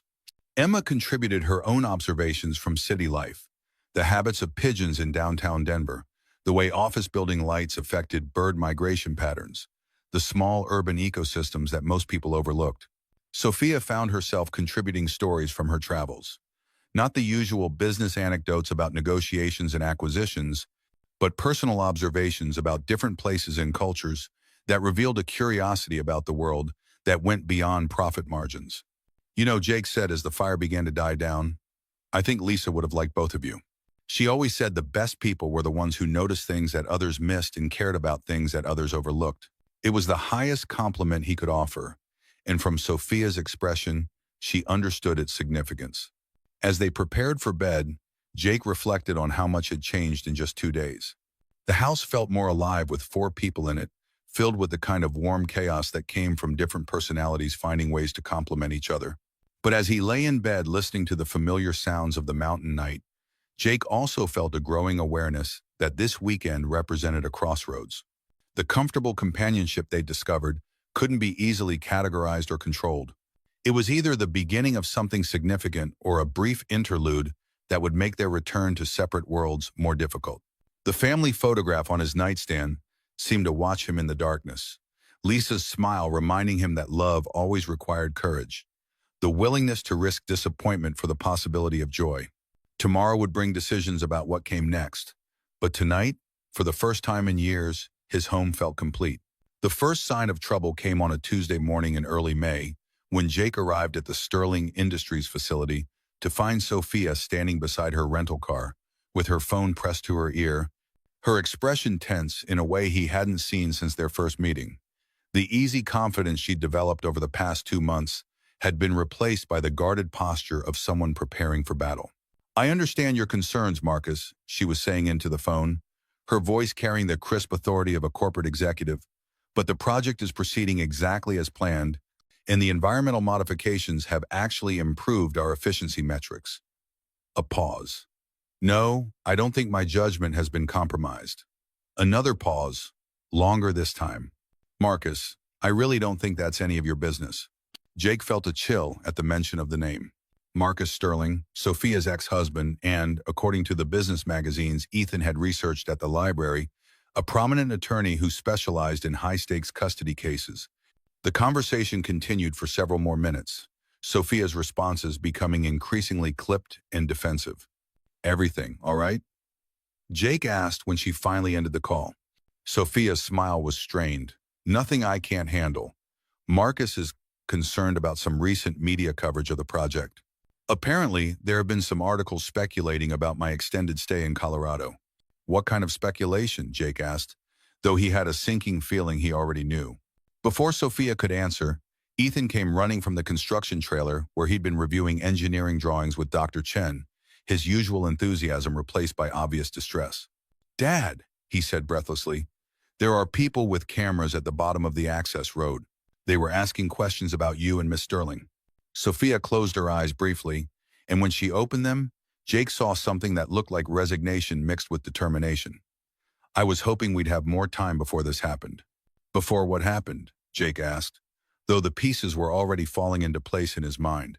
"Before my personal life became a public spectacle," Sophia said quietly, "Marcus has always been very good at using media attention to his advantage. If he's concerned about my parenting choices, he won't hesitate to make it a public issue." The implications hit Jake like a physical blow. Their developing relationship, which had felt so natural and right in the privacy of his home and their professional consultations, was about to be scrutinized by strangers who would reduce it to headlines and speculation. More importantly, Emma would be caught in the middle of whatever media storm Marcus was orchestrating. "Miss Sterling, Doctor." Chen approached them with obvious reluctance, carrying what looked like a manila envelope. "This was just delivered by courier. The messenger said it required your immediate attention." Sophia accepted the envelope, her hands steady despite the tension in her face. As she read the contents, her expression grew increasingly grim. "What is it?" Jake asked. "Custody modification papers," Sophia said flatly. "Marcus is petitioning for primary custody of Emma, citing my recent erratic behavior and questionable judgment in associating with unsuitable individuals." She looked up from the documents, her eyes blazing with anger. "He's using our relationship as evidence that I'm an unfit mother."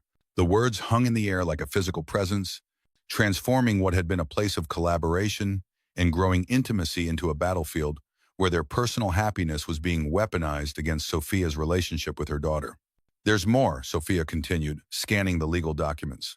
"He's requesting immediate temporary custody pending a full hearing, claiming that Emma is at risk due to my emotional instability and poor decision-making." Ethan looked between the adults, his young face reflecting the growing understanding that the safe world they'd built together was under attack. "What does that mean for Emma?" "It means," Sophia said carefully, "that her father is trying to take her away from me because he disapproves of the choices I've made." Jake felt a surge of protective anger, not just for Sophia, but for Emma, who would be devastated to lose the sense of family she'd found in their small mountain community. "Can he do that? Just because we're what?" Sophia asked, and Jake could hear the pain beneath her controlled tone. "Because I've found happiness with someone he considers beneath my social status," Sophia said, her voice hollow. "Because I've discovered that there are things more important than corporate success and financial accumulation." The sound of vehicles approaching interrupted their conversation.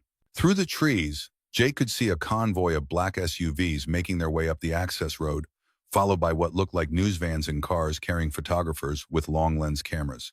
"He's here," Sophia said, her voice hollow. "Marcus doesn't waste time when he senses an advantage." The first SUV pulled up to the construction site, and Marcus Sterling emerged with the kind of presence that commanded immediate attention. He was tall, impeccably dressed in a suit that probably cost more than Jake's annual salary, and moved with the confidence of someone accustomed to winning battles through sheer force of will and superior resources. Behind him came a small army of legal and media professionals, transforming the peaceful construction site into something resembling a hostile corporate takeover. Jake realized that he was about to be evaluated by people whose entire worldview was based on metrics he neither understood nor respected.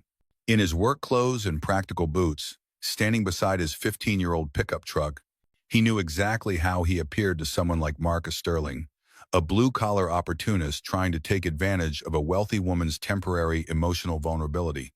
"Sophia," Marcus said, his tone carrying just enough warmth to suggest concern while maintaining the cool authority of someone delivering an ultimatum. "I think we need to talk." "Hello, Marcus," Sophia replied, her corporate mask sliding back into place. "I assume this dramatic entrance is for the benefit of your media friends?" "This is about Emma's welfare," Marcus said smoothly. "I'm concerned about the environment you're exposing her to and the example you're setting with your—" His gaze moved to Jake with obvious disdain. "Recent lifestyle choices." Jake felt the weight of Marcus's assessment like a physical blow. The implication was clear. that his relationship with Sophia was fundamentally transactional, based on financial opportunity rather than genuine connection. It was exactly the kind of narrative that would play well in tabloid coverage and custody hearings.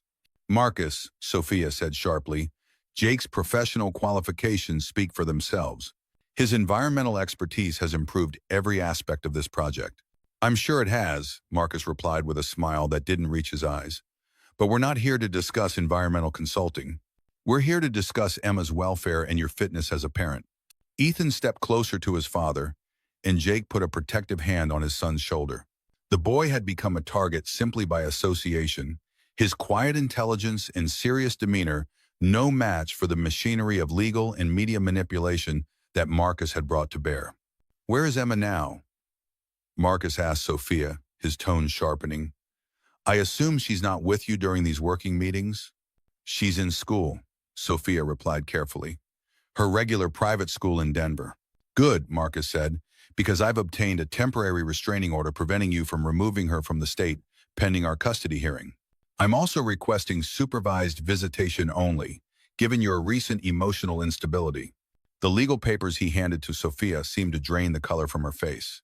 Jake realized that Marcus had orchestrated this confrontation with surgical precision, using Sophia's happiness against her and transforming their developing relationship into evidence of parental unfitness. You bastard, Sophia said quietly, her composure finally cracking.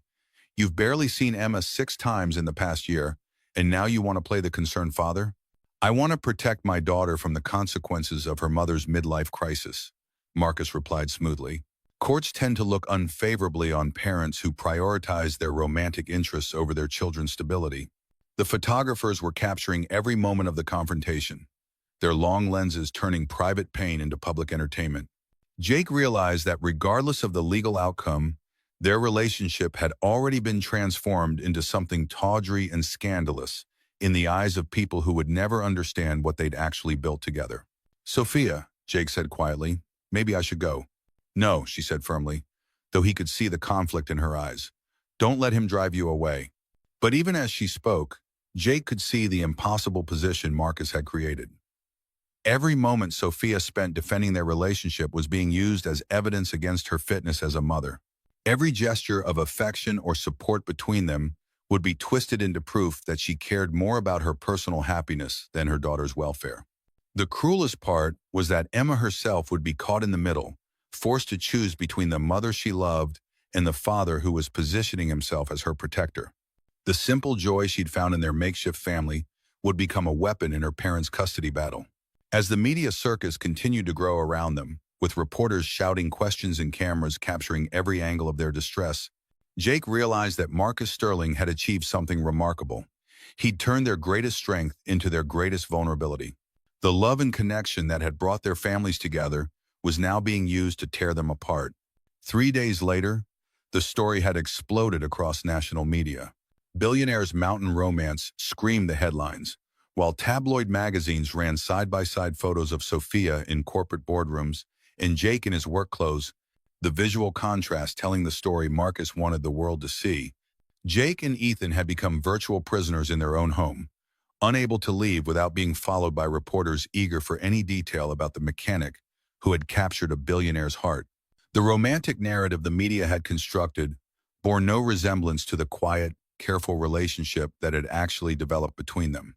Dad, Ethan said on Thursday morning, looking up from his science journal where he'd been documenting the disruption to local wildlife caused by the media presence, do you think Miss Sterling will come back? It was the question Jake had been dreading, partly because he wasn't sure of the answer, and partly because he could see how much Ethan had invested in their expanded family. I don't know, son. She's fighting for Emma right now, and that has to be her priority. Ethan nodded with the solemnity of someone far older than his 13 years. Emma must be scared. All those reporters asking questions about her mom and her dad trying to take her away from the only stability she's found. Jake felt a surge of pride in his son's empathy, even as his heart ached for the little girl who had become so important to both of them. Emma was caught in the middle of adult conflicts she couldn't understand, her innocent joy in their mountain refuge now being used as evidence in a custody battle. The phone rang constantly, reporters wanting quotes, lawyers representing various parties, and concerned friends from town who were bewildered by the sudden attention. Jake had stopped answering after the fifth call from tabloid journalists offering money for exclusive details about his relationship with Sophia. Dr. Chen arrived unexpectedly on Thursday afternoon, navigating through the media gauntlet with the determination of someone on a mission. She knocked on the door with an urgency that immediately put Jake on alert. "Sarah, what are you doing here?" Jake asked, letting her into the house quickly before the photographers could capture another intimate moment to misinterpret. "Sophia asked me to bring you this," Sarah said, handing him a thick envelope marked confidential. "She couldn't come herself. The lawyers have advised her to avoid any contact with you until after the custody hearing." The envelope felt heavy in Jake's hands, weighted with implications he wasn't sure he wanted to understand. "How is she?" "Fighting," Sarah said simply. "But Marcus has resources and connections that make this an uphill battle. He's arguing that Sophia's judgment has been compromised by an inappropriate relationship with someone who could be taking advantage of her emotional vulnerability." "And Emma?" Jake asked, though he dreaded the answer. Sarah's expression grew grim, confused and angry. She doesn't understand why she can't see her mother freely, or why her father suddenly wants to spend time with her after years of benign neglect. The court-appointed child advocate is trying to determine what's in her best interests, but it's a complicated situation. Jake opened the envelope with trembling hands, finding inside a detailed legal analysis of the custody case, along with a personal letter in Sophia's careful handwriting. The legal documents painted a stark picture. Marcus's case was built on the narrative that Sophia had abandoned her corporate responsibilities and parental duties for a romantic relationship with someone of questionable motives. But it was Sophia's letter that hit him like a physical blow. "Jake, I need you to know that everything we built together was real and meaningful, regardless of how the media chooses to portray it. You and Ethan gave Emma and me something we'd never experienced, a sense of belonging that had nothing to do with achievement or acquisition. But I also need you to understand that I may have to make choices that will hurt us both. Marcus is using our relationship as evidence that I'm an unfit mother, and every day that passes gives him more ammunition. The lawyers are advising me to demonstrate that my priorities are focused entirely on Emma's welfare, which means I can't ask you to wait for me. I don't know how long this legal battle will last, or what compromises I'll have to make to keep my daughter. You and Ethan deserve better than to be collateral damage in my family's dysfunction. Please know that loving you both was the best decision I've made in years, even if I have to live with the consequences of that choice. Sophia." The letter continued with practical matters: instructions for the renewable energy project, financial arrangements for Jake's consulting work, and provisions for Ethan's education that Sophia had apparently established before the legal crisis began. Even in her distress, she was trying to protect them from the fallout of their relationship. "She's prepared to sacrifice her own happiness to keep Emma," Jake said quietly, handing the letter to Ethan, who read it with the careful attention he brought to everything important. "That's what parents do," Ethan replied, his voice thick with emotion. "But it's not fair. None of this is fair." Sarah was watching them both with obvious sympathy. "There might be another way," she said carefully, "but it would require taking some significant risks." "What kind of risks?" Jake asked. "The custody hearing is scheduled for next Tuesday. Marcus's entire case is built on the narrative that Sophia is emotionally unstable and has poor judgment about relationships. But what if we could demonstrate the opposite?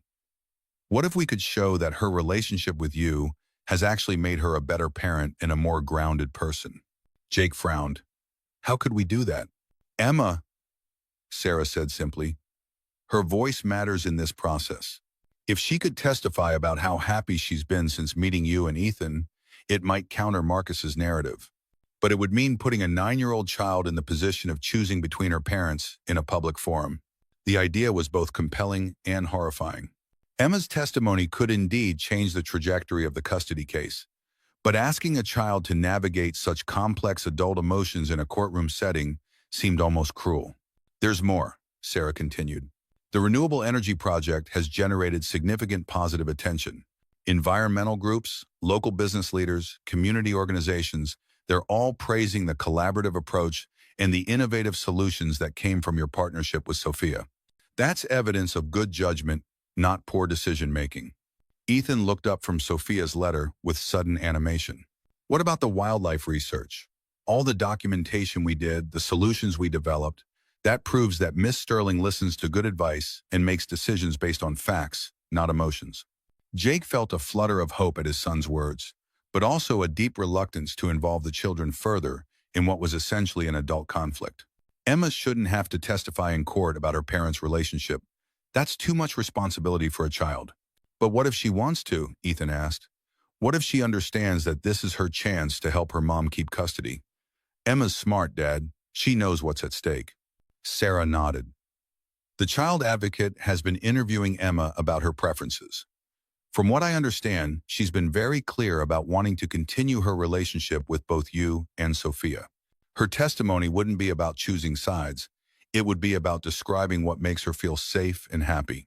As they discussed the possibilities, Jake found himself thinking about the emergency flare gun he kept in his truck for mountain emergencies. Sometimes, when you were lost in dangerous territory, you had to signal for help even if it revealed your location to potential threats. The custody hearing represented a similar moment, a chance to send up a flare that might guide them all to safety, but only if they were willing to be vulnerable in public. There's something else, Sarah said, pulling out her phone. Social media has been buzzing about this story, but not all the attention is negative. There's been an outpouring of support for Sophia from people who see this as a father trying to punish his ex-wife for finding happiness. She showed them dozens of messages from people around the country who saw their story as a positive example of blended families and second chances. Environmental organizations praised the renewable energy collaboration, while parenting advocates questioned Marcus's sudden interest in custody after years of minimal involvement in Emma's life. Public opinion doesn't decide custody cases, Jake pointed out, though he was moved by the support from strangers. No, Sarah replied, but it does influence the broader narrative. Marcus counted on portraying Sophia as unstable and you as opportunistic. But the actual evidence suggests something very different. A successful businesswoman who found balance through meaningful relationships and a dedicated father who contributed valuable expertise to an important project. As the afternoon wore on, they developed a strategy that felt both necessary and terrifying. Sophia's legal team would present evidence of her improved work-life balance, the success of the renewable energy collaboration, and the positive impact of her relationship with Jake and Ethan on Emma's well-being. But the plan's success would depend on Emma's willingness to speak honestly about her experiences, and on the court's ability to see past Marcus's carefully constructed narrative. There's one more thing, Sarah said as she prepared to leave. Sophia wanted me to tell you that regardless of what happens in court, she doesn't regret anything that's happened between you. She said to tell you that sometimes the most important battles are the ones that teach us who we really are, win or lose. That evening, as Jake and Ethan sat by the fire discussing the custody hearing and their possible role in it, the house felt both smaller and larger than usual. Smaller because of the weight of the decisions they faced, larger because of the love that had expanded to include people who weren't physically present but remained essential to their sense of family. Dad, Ethan said as they prepared for bed, what if we lose? What if the judge decides that Emma should live with her father and Sophia can't see her?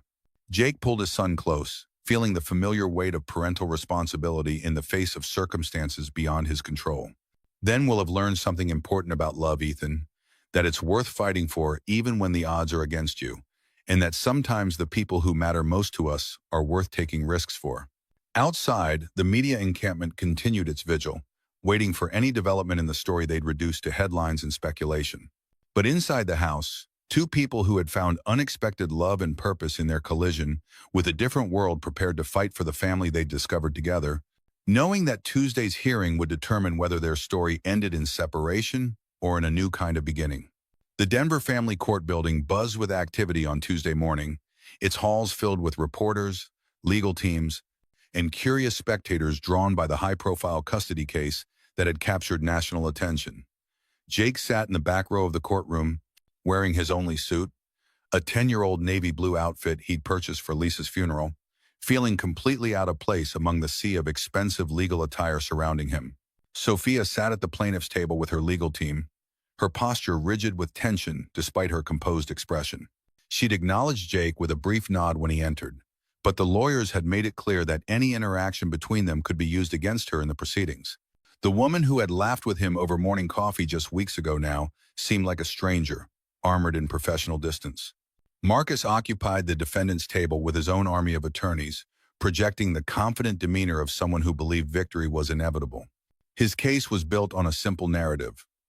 Sophia Sterling had suffered a breakdown in judgment that made her unfit for primary custody of their daughter.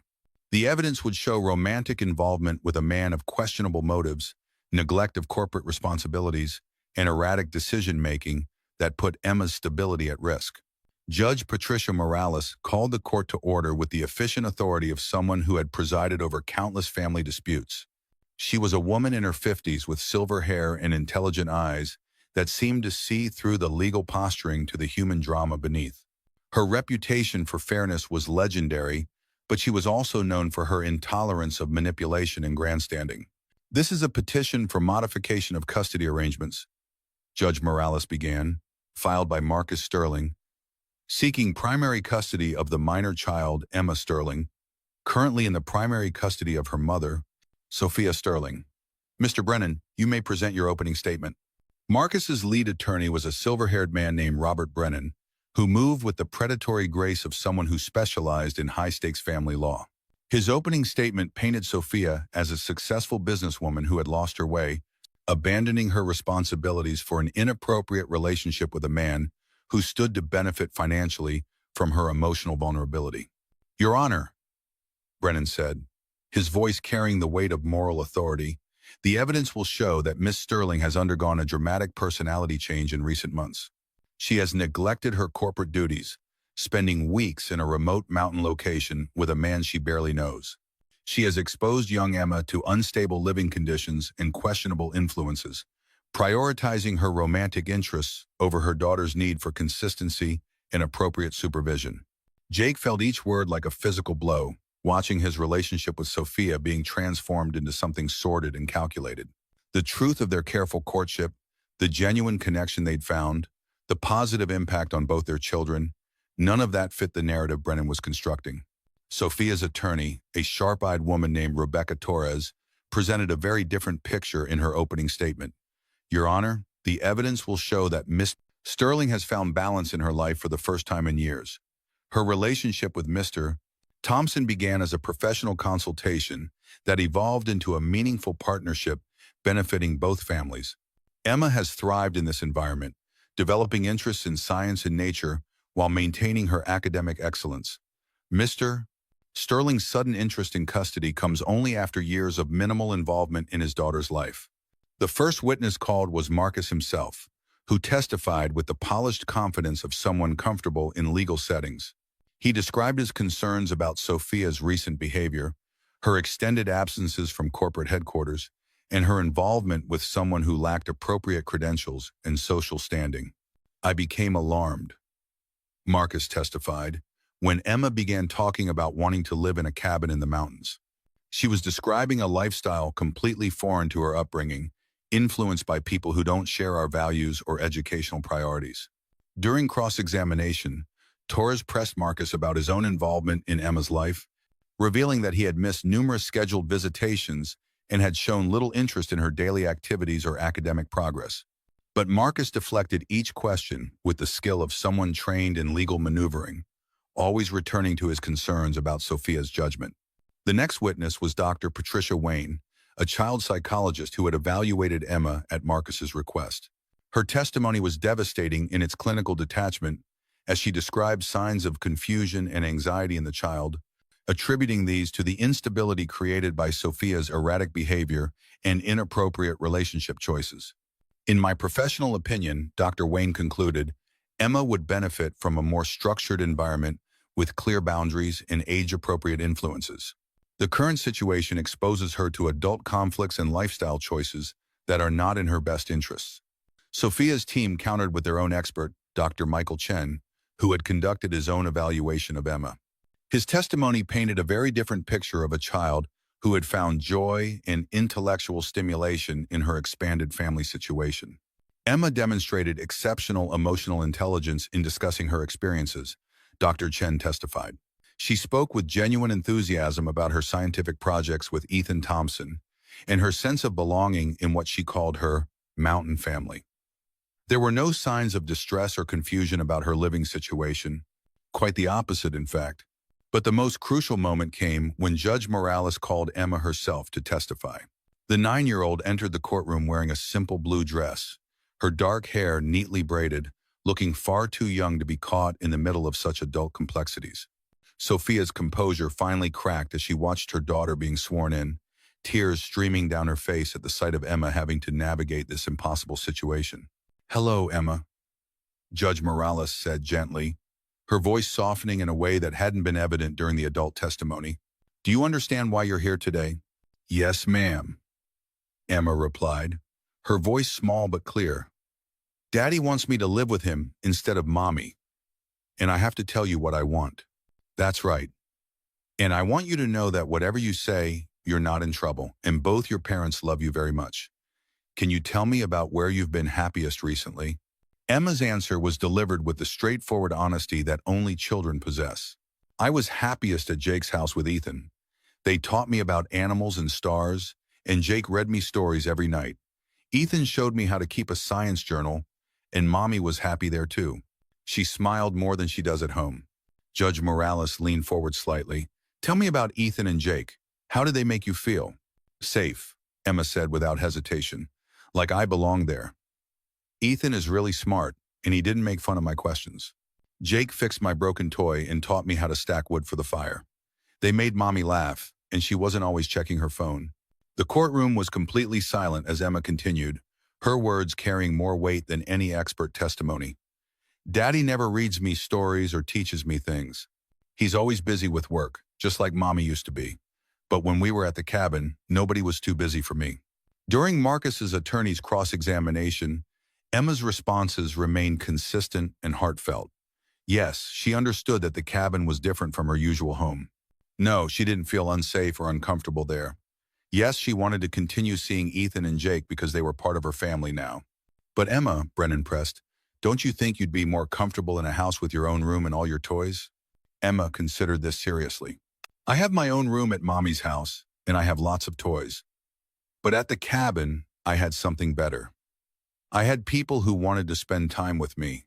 The simple statement hung in the courtroom air like an indictment of the adult world's priorities. Jake felt his throat tighten as he watched this remarkable child articulate truths that the legal system seemed determined to complicate. When Emma was finally dismissed, she walked directly to Sophia, who knelt down to embrace her daughter with fierce protectiveness. The image of mother and child clinging to each other while lawyers and judges decided their fate was seared into Jake's memory as a symbol of everything that was wrong with reducing family love to legal arguments.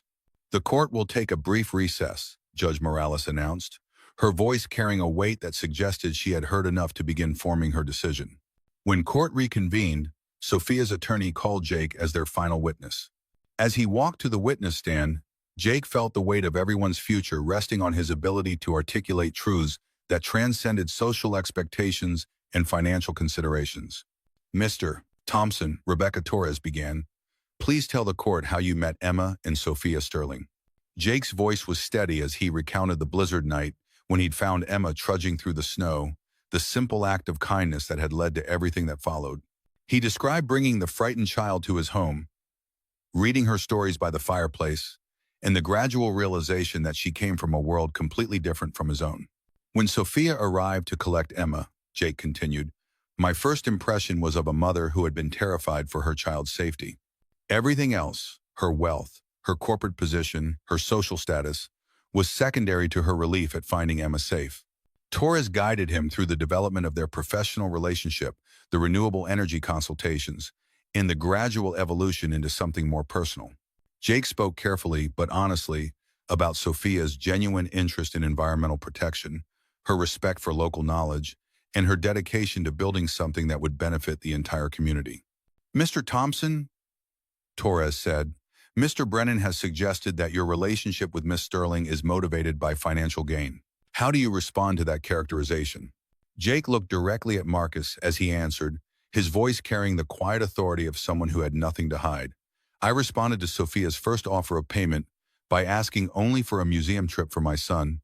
When she offered me consulting work, I told her I would speak up if I saw anything harmful to the environment, even if it cost her money. Those aren't the actions of someone motivated by financial gain. What was your impression of Emma during her visits to your home? Emma is a remarkable child, Jake said, his voice warming as he spoke about the little girl who had become so important to him. She's intelligent, curious, and kind. More importantly, she was genuinely happy. She asked thoughtful questions, participated enthusiastically in activities, and formed a real friendship with my son Ethan. I saw no signs of distress or confusion, quite the opposite. During cross-examination, Brennan attacked Jake's qualifications, his modest income, and his suitability as an influence on a child of Emma's background. But each question only reinforced the fundamental integrity that had drawn Sophia to him in the first place. Mr. Thompson, you work as a mechanic. Do you really think you're qualified to provide guidance to the daughter of one of America's most successful businesswomen? I'm qualified to care about her well-being, Jake replied simply. I'm qualified to read her bedtime stories, to answer her questions about nature, and to treat her with the respect and attention that every child deserves. If those qualifications aren't enough, then I'm not sure what would be. The courtroom stirred at his response, and Jake could see Judge Morales making notes with obvious interest. Marcus's strategy of emphasizing class differences was backfiring, highlighting his own privileged detachment rather than Jake's inadequacy. Mr. Sterling has suggested that your relationship with Miss Sterling represents poor judgment on her part. What's your response? Jake paused, choosing his words carefully. Sophia Sterling is one of the most intelligent, thoughtful people I've ever met. She's also been carrying enormous responsibilities alone for years. If finding balance in her life and creating space for personal relationships represents poor judgment, then I think we need to reconsider what we expect from successful women. When Jake was dismissed, he felt the strange combination of relief and vulnerability that comes from public honesty. He had told the truth as completely as possible, but the decision now rested with Judge Morales, who would have to weigh his words against expert testimony, legal precedent, and the complex realities of modern family structures. The final witness was Sophia herself, called by her own legal team to address the charges against her directly. She took the stand with the composed dignity that had served her well in countless corporate negotiations, but Jake could see the emotional strain beneath her professional demeanor. Miss Sterling, Rebecca Torres began, please tell the court about your relationship with your daughter Emma. Sophia's voice softened as she spoke about Emma, their morning routines, Emma's intellectual curiosity, the challenges of balancing corporate responsibilities with motherhood. She described the guilt she'd carried about her demanding work schedule and her determination to create more space for personal relationships. Emma is the most important thing in my life, Sophia said, her composure finally showing cracks. Everything I've built, everything I've achieved, means nothing compared to being her mother. My relationship with Jake didn't diminish that. It enhanced it. For the first time in years, I was modeling for Emma what it looks like to have balance, to prioritize relationships alongside achievement. Torres guided Sophia through the Renewable Energy Project, emphasizing how her collaboration with Jake had improved both the environmental and financial outcomes. The evidence painted a picture of enhanced judgment rather than compromised decision-making. Miss Sterling, how has your relationship with Mr. Thompson affected your parenting? It's made me a better mother, Sophia said without hesitation, looking directly at Jake. Watching Jake with Ethan, seeing how he prioritizes his son's emotional and intellectual development, learning from his patience and wisdom, it's taught me things about parenting that I never learned in business school. During cross-examination, Brennan pressed Sophia about her extended absences from corporate headquarters, her sudden personality changes, and her exposure of Emma to unsuitable influences. But Sophia's responses remained consistent and thoughtful, demonstrating the emotional stability that Marcus's case claimed she lacked. Miss Sterling, don't you think Emma would be better served by consistency and structure rather than romantic adventures in mountain cabins? Sophia's answer carried the weight of hard-won wisdom. Emma needs love, attention, and intellectual stimulation. She needs to see that successful adults can also be caring human beings who prioritize relationships. If that's what you call romantic adventure, then yes, I believe it's exactly what she needs. When testimony concluded, Judge Morales announced that she would review all evidence and render her decision within 24 hours. The brief recess felt like an eternity as both legal teams prepared for the final arguments that would determine Emma's future. As the courtroom emptied, Jake found himself standing in the hallway with Ethan, who had watched the entire proceeding with the serious attention of someone far older than his 13 years. Sophia and Emma were surrounded by their legal team, but across the space between them, Jake could see the same mixture of hope and terror in Sophia's eyes that he felt in his own heart. In just 24 hours, they would know whether love and authenticity could triumph over manipulation and prejudice, whether a judge could see past social conventions to the human truths that actually mattered.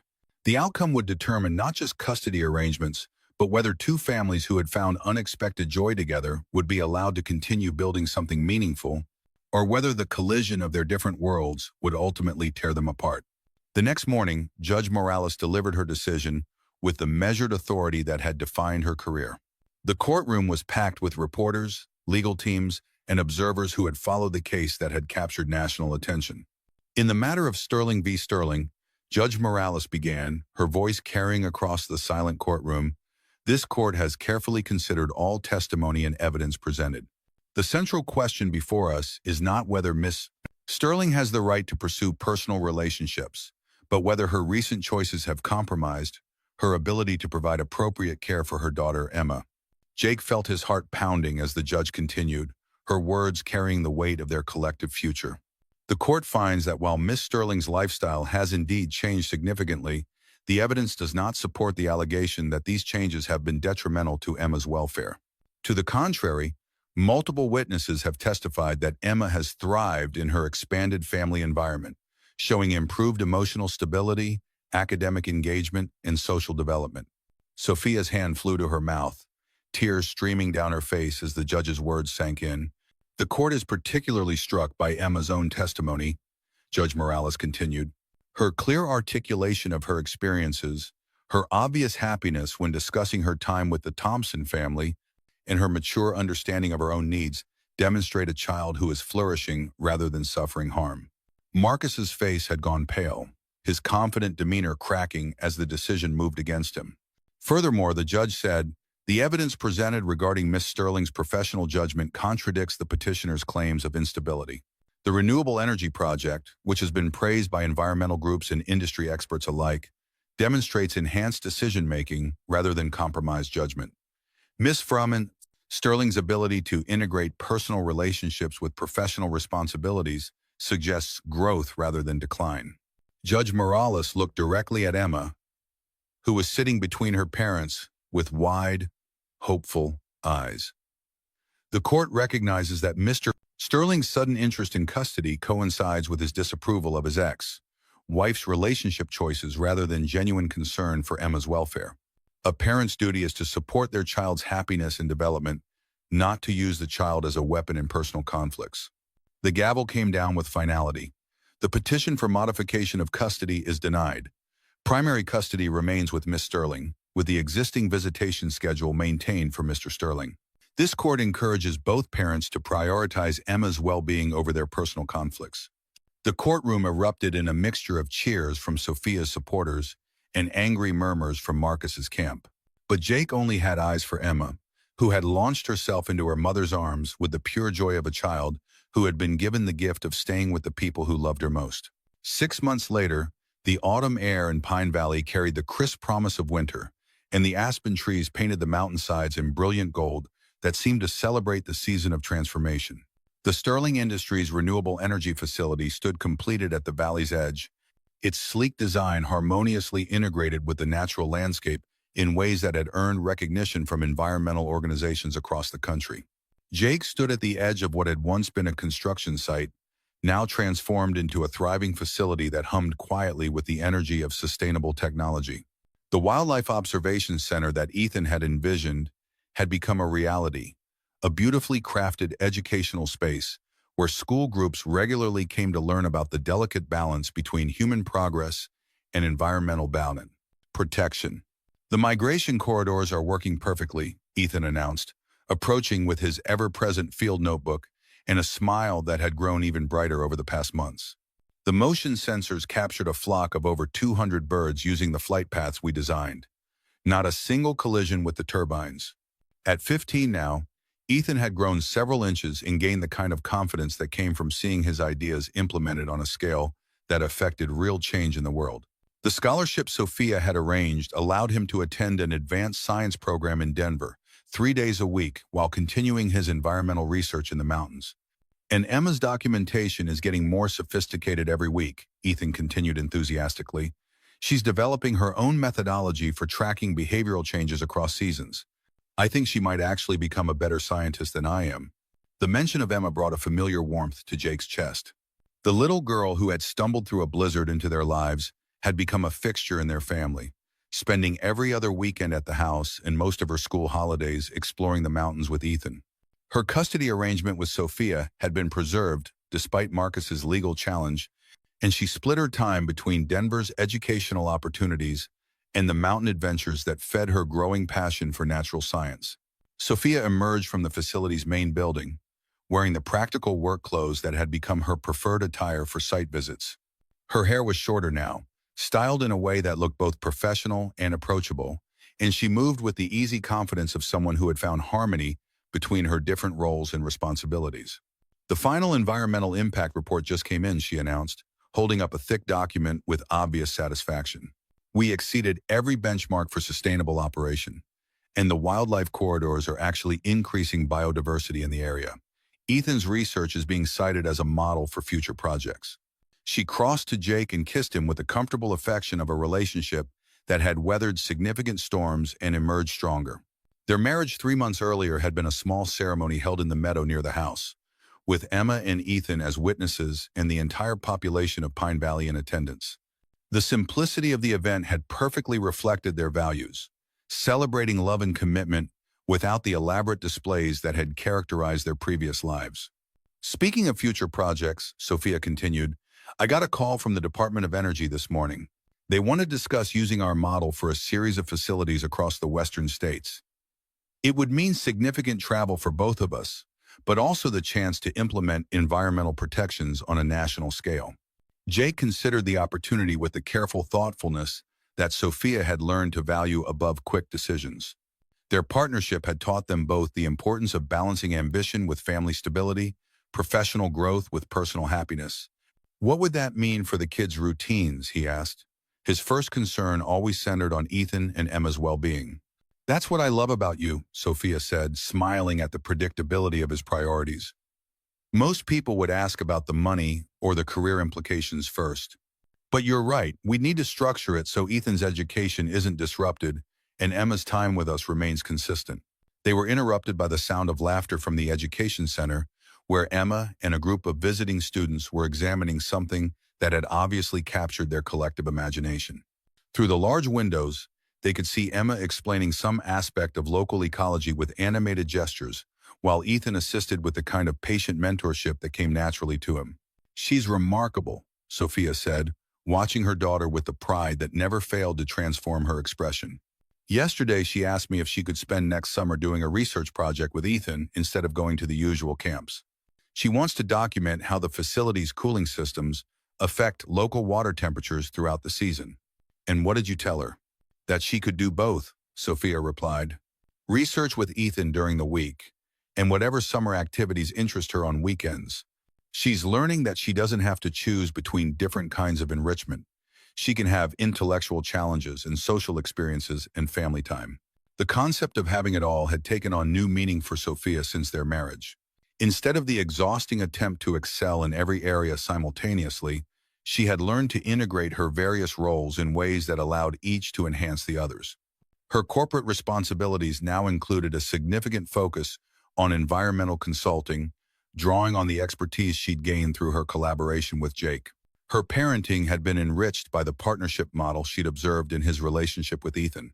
Her personal happiness had been grounded in the kind of authentic connection she'd never thought possible.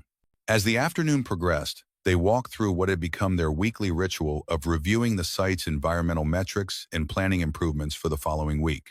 The dedication plaque near the main entrance bore both their names along with Ethan's, recognizing the collaborative approach that had made the project's success possible. Jake, Sophia said as they paused beside the plaque, do you ever think about what would have happened if you hadn't stopped for Emma that night? It was a question they'd both pondered during the difficult months of the custody battle when their future had seemed so uncertain. Sometimes, Jake admitted, but I also think that meeting you and Emma wasn't really about chance. We were all ready for something different in our lives. We just didn't know what it looked like until we found each other. Ethan says that you told him love requires courage, Sophia said. I've been thinking about that a lot lately, not just romantic love, but the courage to build the kind of life that actually makes you happy, rather than the kind that looks impressive to other people. The observation captured something essential about their journey together. Both of them had learned to value authenticity over achievement, connection over accumulation, and the quiet satisfaction of meaningful work over the hollow validation of external success. As evening approached, they gathered the children for the drive back to the house, where Emma would spend the weekend exploring autumn ecology with Ethan before returning to Denver for the school week. The routine had become natural over the months, a rhythm that honored both Emma's educational needs and her emotional attachment to the Mountain family that had welcomed her during that long-ago blizzard. The house looked different now, expanded with an addition that provided Emma with her own room and created space for Sophia's home office. But the essential character of the place remained unchanged. The stone fireplace where they still read stories on cold evenings, the handmade furniture that represented the value of patient craftsmanship, the sense of sanctuary that had drawn Sophia to Pine Valley in the first place. Mom, Emma said as they prepared dinner together, using the title she'd started applying to Sophia with new confidence since the custody hearing, Ethan and I want to show you something after dinner. We've been working on a surprise. The surprise turned out to be a detailed proposal for expanding the facility's educational programs, complete with curriculum outlines, budget projections, and implementation timelines. Emma and Ethan had spent weeks developing their ideas, combining Emma's intuitive understanding of what would interest other children with Ethan's scientific rigor and research methodology. We want to create a program where kids can do real research, Emma explained, her enthusiasm infectious. Not just learn about ecology, but actually contribute to understanding how technology and nature can work together. And we want to invite schools from different economic backgrounds, Ethan added. Not just private schools, but public schools that might not normally have access to this kind of opportunity. Sophia and Jake exchanged glances of amazement and pride as they reviewed the comprehensive proposal. Their children had absorbed not just environmental knowledge, but also values about equity, inclusion, and the responsibility that comes with privilege and opportunity. This is extraordinary, Sophia said, meaning it completely. You've identified funding sources, partnership opportunities, and implementation strategies that rival professional grant proposals. That's because we learned from the best, Emma said simply, looking between her mother and Jake with the straightforward affection that had characterized all her relationships since finding security in their expanded family. As the evening wound down with the familiar ritual of bedtime stories and quiet conversation by the fire, Jake reflected on the unexpected trajectory that had brought them all together. The dedication plaque had recognized their professional collaboration, but the true measure of their success was visible in simpler things. Emma's easy laughter, Ethan's growing confidence, Sophia's relaxed contentment, and his own sense of purpose that extended far beyond individual achievement. The worn copy of The Secret Garden that Emma had carried through the custody hearing sat on the coffee table, its pages still capable of transporting listeners to worlds where kindness was rewarded and love conquered seemingly impossible obstacles. But looking around at his family, biological and chosen, conventional and unconventional, Jake realized that their own story had elements of fairy tale magic woven throughout. Sometimes the most unexpected kindness really did come from the most unlikely places. And sometimes, when two different worlds collided with enough force to shake the foundations of what everyone thought they knew about love and family and success, the result wasn't destruction but transformation, the creation of something new and beautiful that honored the best of both worlds while transcending the limitations of either one alone. Outside, the first snow of the season had begun to fall, coating the mountains in the same pristine white that had hidden Emma on that long-ago December night.